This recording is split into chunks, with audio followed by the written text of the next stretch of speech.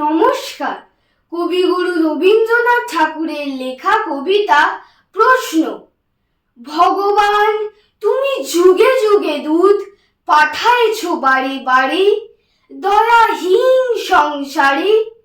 তারা বলে গেল ক্ষমা করো সবে, বলে গেল ভালোবাসো, অন্তর হতে বিদ্বেষ বিষ নাশো। বরণীয় তারা, স্মরণীয় তারা, তবুও বাহির দ্বারে, আজি দুর্দিনে ফিরানো তাদের ব্যর্থ নমস্কারে। আমি যে দেখেছি গোপন হিংসা কপট রাত্রি ছায়ে, হেনেছে নিঃস্ব হায়। আমি যে দেখেছি প্রতিকারহীন শক্তের অপরাধে, বিচারের বাণী নীরবে নিভৃতে কাঁদে। আমি যে দেখিনু তরুণ বালক উন্মাদ হয়ে ছোটে, কি যন্ত্রণায় মরেছি ফাতুরে নিষ্ফল মাথা কুটে।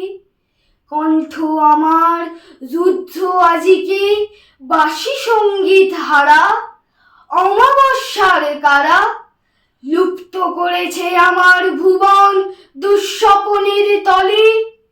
তাই তো তোমায় সুধায় অশ্রু জলে, যাহারা তোমার বিষাইছে বায়ু, নিভাইছে তব আলো। তুমি কি তাদের ক্ষমা করিয়াছ? তুমি কি বেসেছ ভালো? ধন্যবাদ।